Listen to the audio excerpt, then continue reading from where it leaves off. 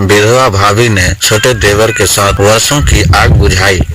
देवर जी और जोर से करते हैं, न आहिस्ता करते हैं तो मजा नहीं आता। मुझे राहुल अपनी भाभी के मशीन में जोर जोर से गोते लगाना शुरू कर देता है। अब उसकी भाभी की सिसकी निकालना शुरू हो जाती है। राहुल इतनी तेज करना शुरू कर देता है कि उसकी भाभी को दर्द होना शुरू हो जाता है और कुछ ही देर में उसकी भाभी का पानी निकल जाता है। वह कहती है, राहुल छोड़ना, अब बहुत दर्द हो रहा है, तुम्हारा कब निकलेगा राहुल की भाभी चिल्ला रही थी। लेकिन राहुल पूरे 20 मिनट के खराब शांत होता है।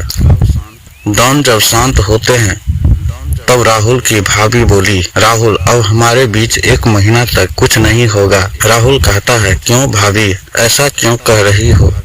वह बोलता है, मेरी बड़ी बहन आने वाली है, कल ही यह एक आ जाएगी। उसकी भाभी की बड़ी बहन का नाम सौम्या है।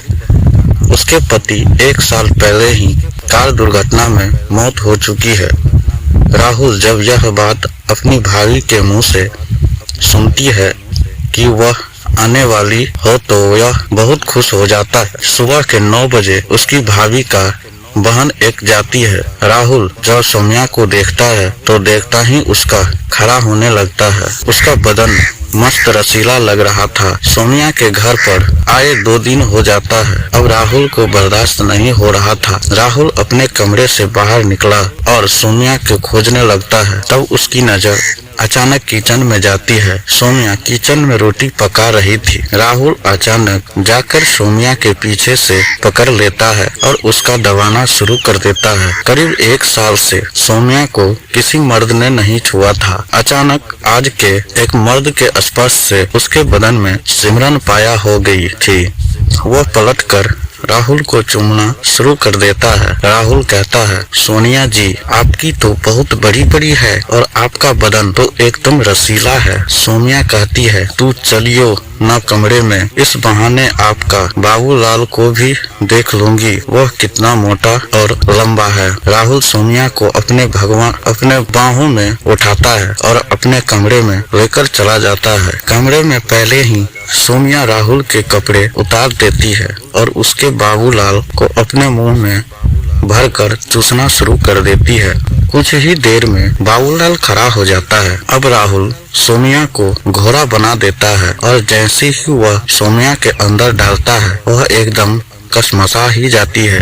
राहुल जानता था कि बहुत दिनों के बुरे सौम्या करवा रही है तो इस्तेमाल बहुत दर्द होगा, इसलिए राहुल अंदर डाले कुछ देर रुक जाता है।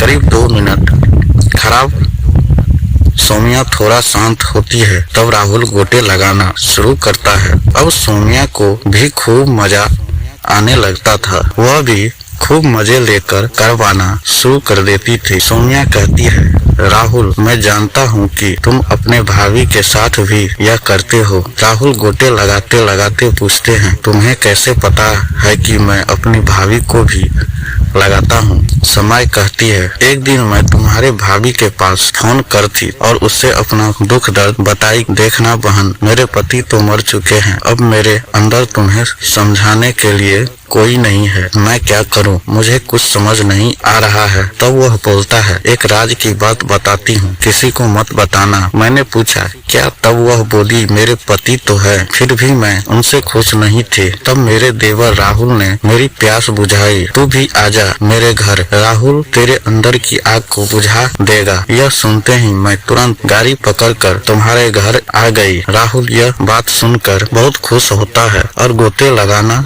तेज कर देता है। सौम्या आभा भरने लगी थी। करीब 30 मिनट तक राहुल गोटे लगाता रहा। तब जब उसका गिरा, सौम्या को आज स्वर्ग का सुख मिल चुका था तो वह राहुल को गले से लगा लेती है और बोलता है, थैंक यू राहुल। राहुल कहता है, थैंक यू बोलने की कोई जरूरत नहीं है, यह तो मेरा फर्ज था। राहुल अब अपनी भाभी और उसकी बहन सौम्या के साथ